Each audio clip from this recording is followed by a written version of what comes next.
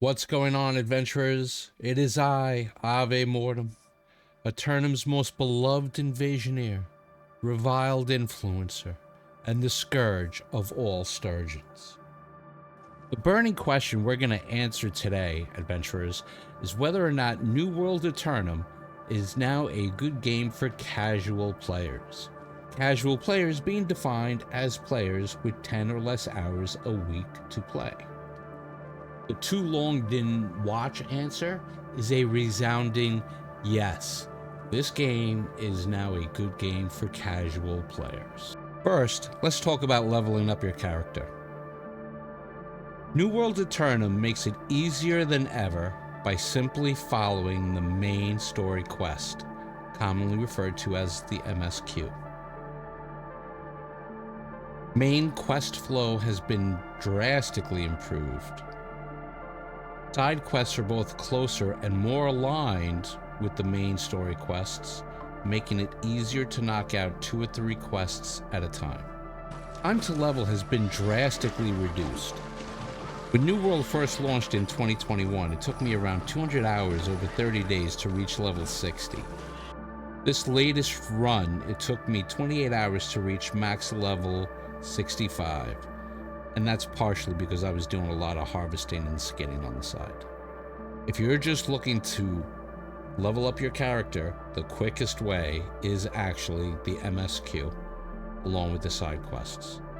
You could probably just do the MSQ straight from the beach through Elysian Wilds and hit level 65, without having to do any side quests.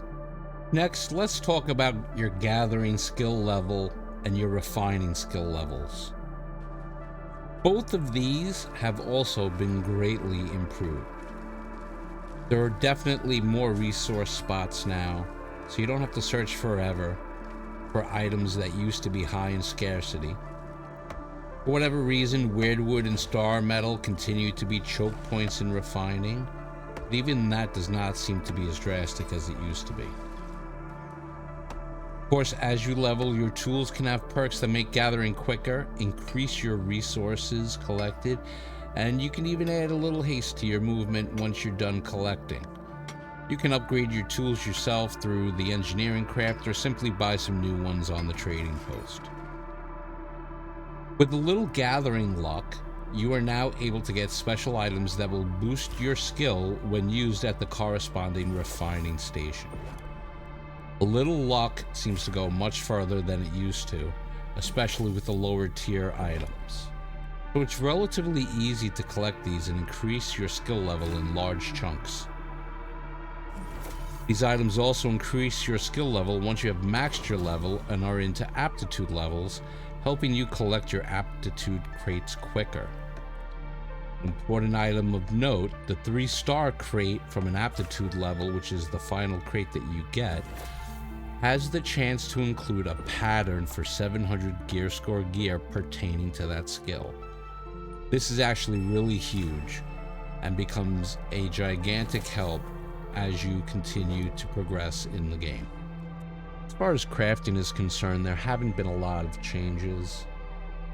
Crafting leveling remains to be basically pick an item that costs the least amount of resources and mass produce them.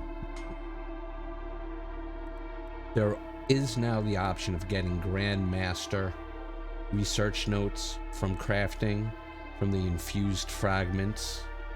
Those do help and will actually give you a large boost in experience, although by the time that you do reach level 200, the boost is not as great as it would have been had you been able to utilize that in the lower level. Now let's talk about the actual activities in New World Aeternum.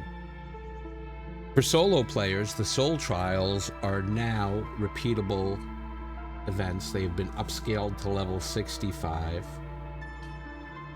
They change on a daily basis. The rewards are, well,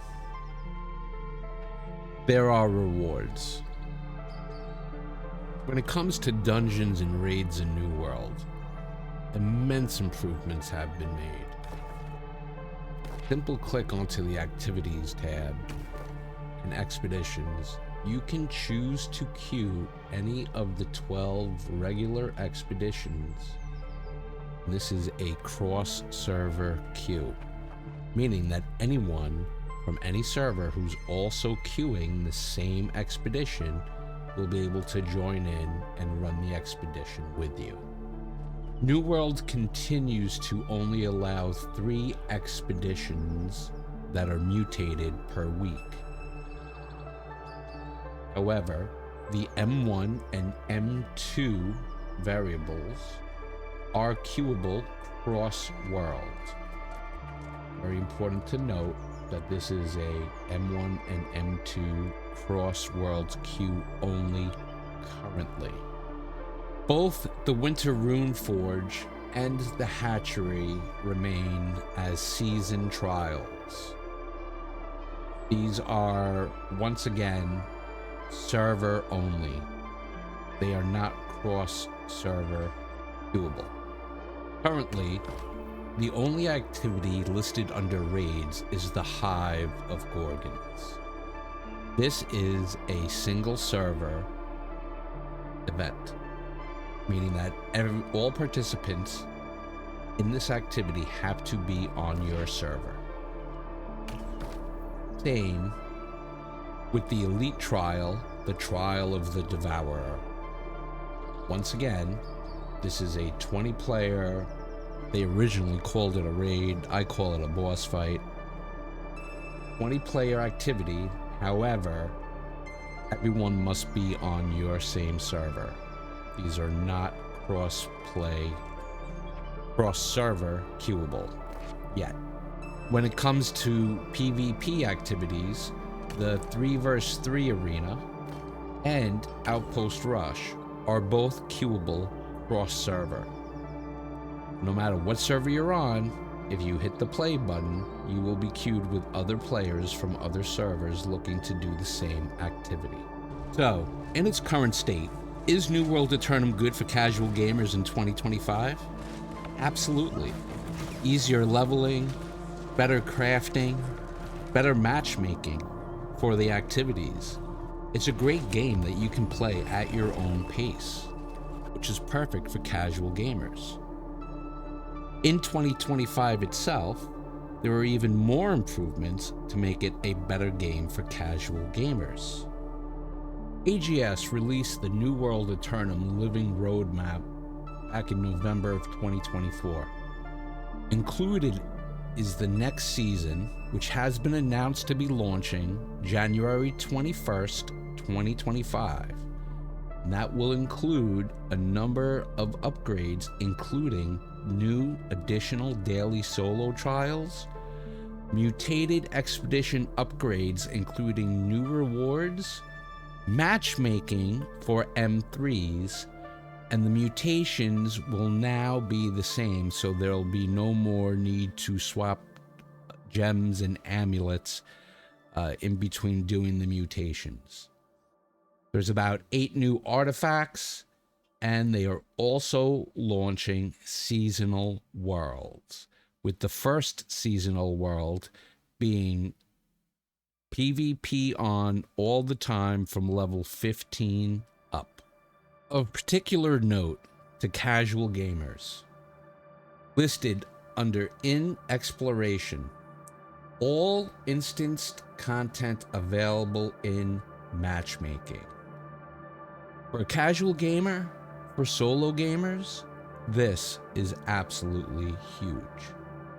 Now, there's no timeline for it, and it's in exploration, but considering that the M3s are coming to Matchmaking, it's probably, you would figure, towards the end of 2025, hopefully, the seasonal trials and the elite trial and the raid would become matchmaking activities, and that would also hopefully be cross-server.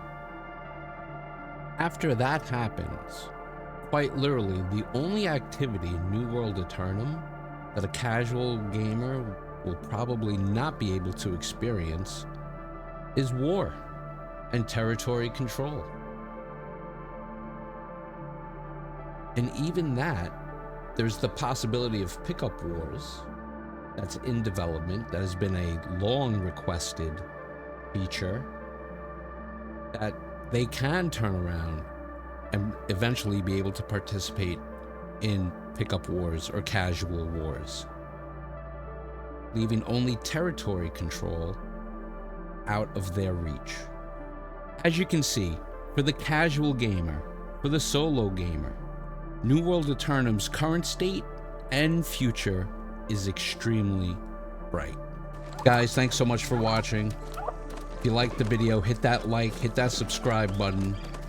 Your viewership means everything. Good luck. Have fun. Kill them all. Be well. Kill confirmed. Hold up. Hold up. Not quite done yet. Now I'm going to share a little bit of a controversial opinion. Because what would an Ave Mortem video be without a little controversy? And the controversial opinion is, while yes, New World Aeternum is great, it is in such an amazing place for casual and solo players. For players like myself who have over 5,000 hours, for players who log 20 to 40 hours a week on the game, the medium to the heavy gamer types, New World Aeternum is actually becoming worse. And the reason is because there is very little that you as a player, or I as a player, can do to affect the actual game world. The two things that affect the game world right now are wars, where you get into a company, and honestly, all of the conquering companies are really heavy gamers, heavy players. They're logging a lot of hours. They're doing meta builds. They're getting BIS really easily, right? They are the top 1% of the gaming population. They're the ones who go to war and control territories. A lot of them do it across multiple servers.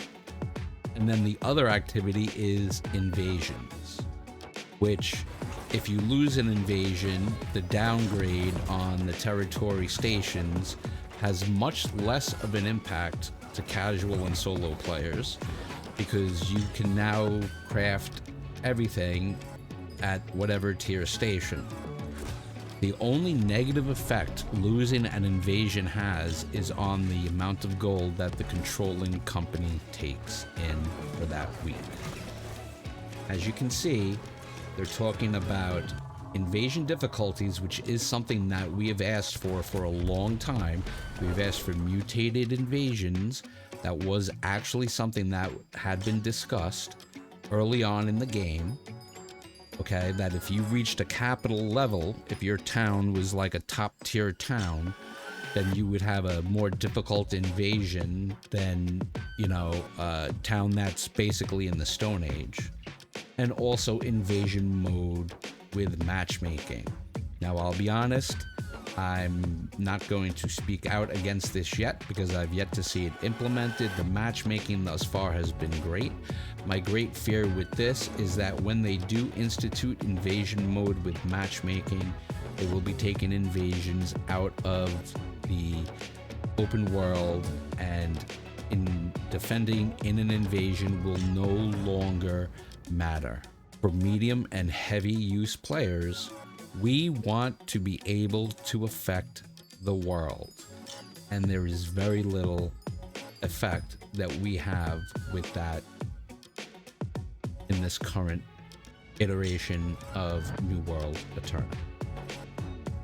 So that's my controversial take. While yes, it's great for casuals and solo players, for players who want to actually have impact on the open world, the game has become far worse and requires a much higher commitment and level than 99% of the players are able to do. Guys, if you've stuck around this long, really, I want to thank you from the bottom of my heart. I appreciate you watching and listening and hearing me out. Once again, You know, the game is in a great place for casual and solo gamers. I think that for the medium use and the heavy gamers, the heavy side, there does need to be some work. Some of these end game stuff, the territory system improvements, end game rewards and system improvements, global storage, if they can get the guild stuff, the social stuff up, and make you know, companies more enticing, or you know, have better rewards and a better sense of community. This game does a great job of dividing the player base, does a really poor job of building community, and the communities that I have generally witnessed are invasion communities. Speaking of which, if you're looking for a server, come in, check out Cathaysia. I'm currently running a company over there called Defenders of Aeternum, which is DOA for short. We are literally an invasion company. That's like our goal. And we are currently recruiting. I'm going to put the link to the Discord in the notes. And yeah. So if you're a casual player, you know, who wants to come and check it out, then please, by all means, join up. Come on over. We're Covenant, and we're probably not going to be changing. That's just the way we rolled it. So please feel free to log in and check us out. Guys, thanks so much for watching.